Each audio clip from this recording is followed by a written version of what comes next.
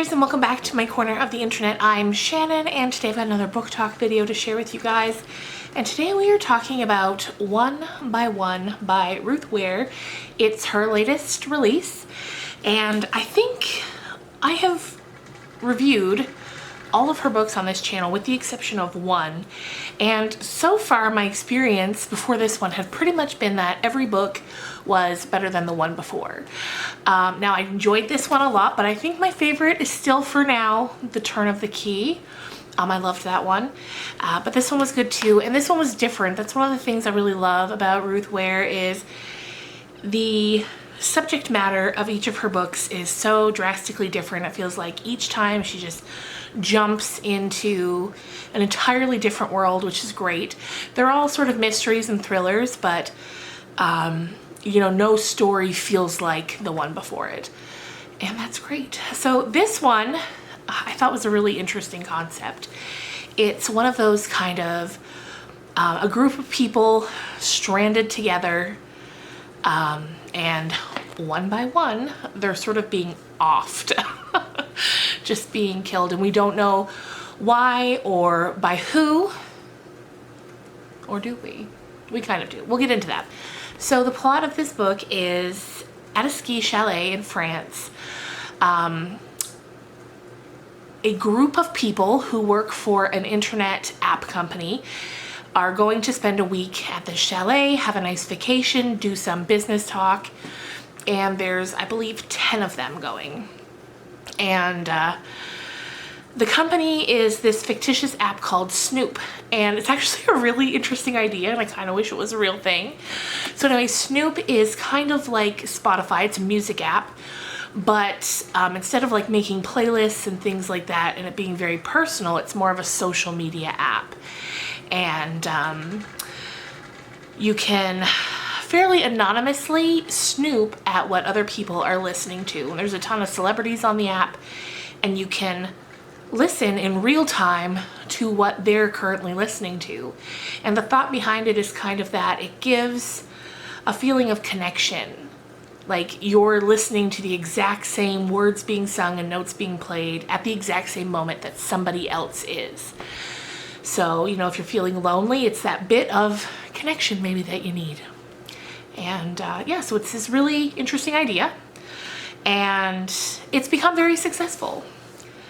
And you know, it's a multi-million-dollar company, and so they're going to this chalet for a vacation and to do some business. Now the story goes back and forth between two different perspectives. One is Liz. She is one of the people who is traveling with the company. Although she doesn't work there anymore, she's been invited to this getaway. And then the other perspective is of a girl named Erin, and she works at the chalet. Now, only two people work there.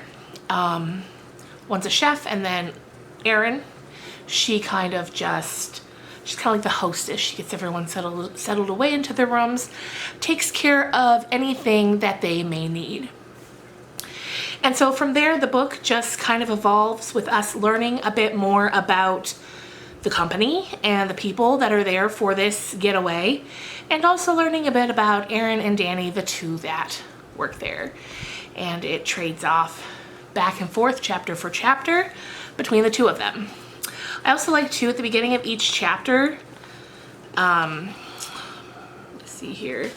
So at the beginning of each chapter, it has whose perspective it is, either Erin or Liz, and then it says their Snoop ID, what they're listening to, how many Snoop subscribers they have, and I just thought that was a cute little touch that just made it a little more specific to the book and the app.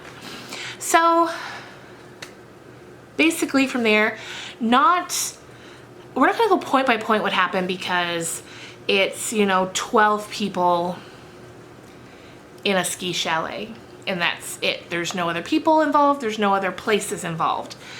It's just them in this chalet. And from there, people start going missing or showing up dead, and the mystery is just who's doing it and why. Before we get into any kind of spoilers, really, I just wanted to say that I really enjoyed this book. I was very quickly able to guess who the killer was. And I think you'll be able to too if you read it. It's quite obvious.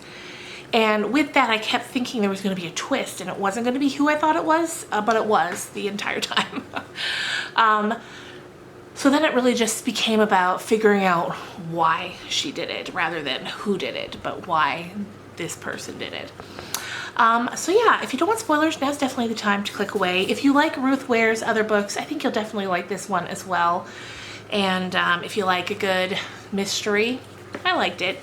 It was an interesting setup, an interesting plot idea. I enjoyed it.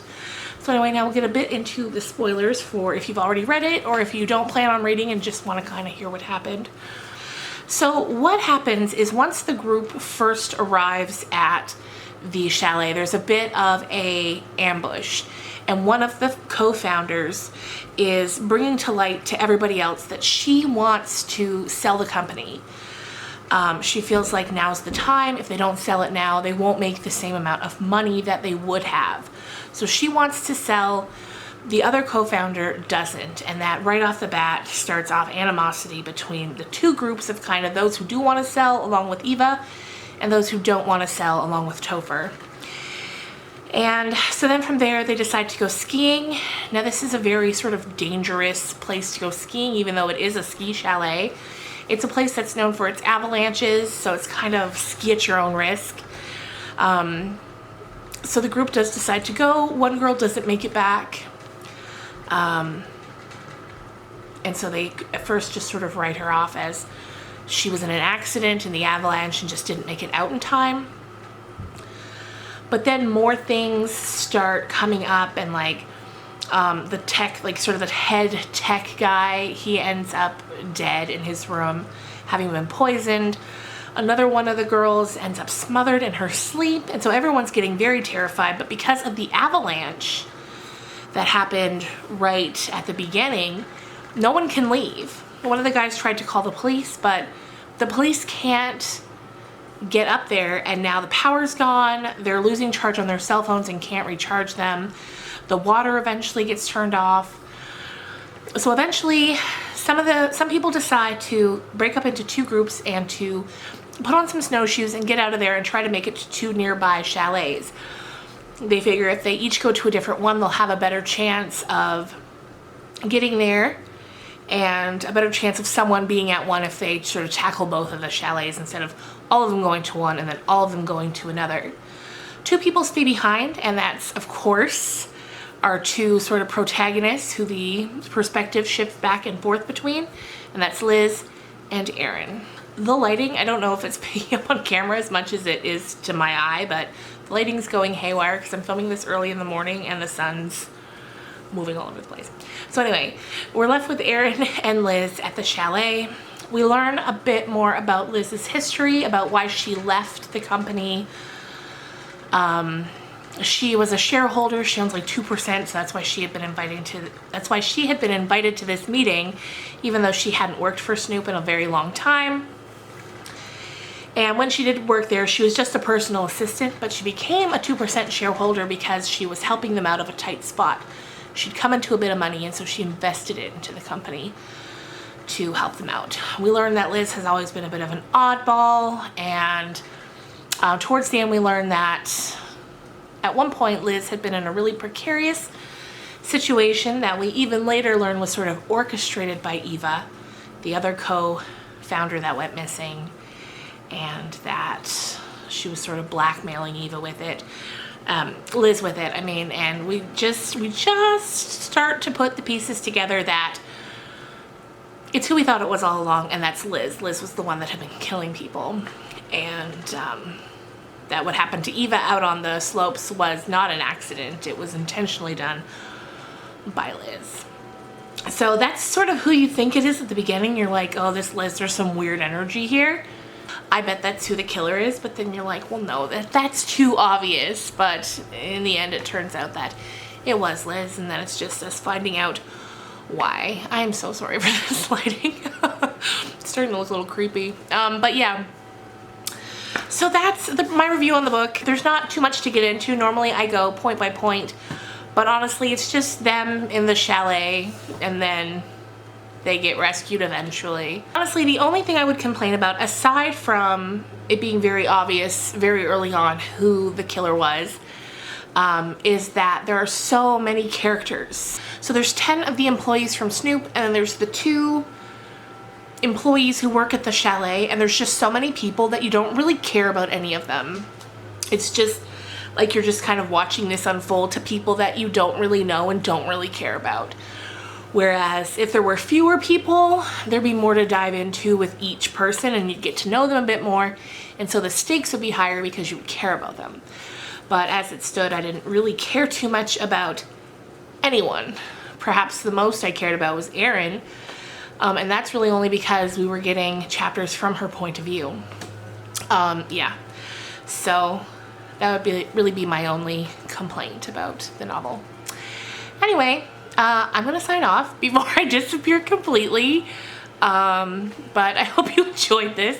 I hope you have a really good weekend, and I will see you guys on, what's today, Friday. I'll see you on Sunday with more Pride and Prejudice, and then on Monday I'm gonna have a 2-week combined vlog, including my birthday. My birthday is on Sunday the 27th, so I'm very excited for that. But we'll talk more about that in the vlog.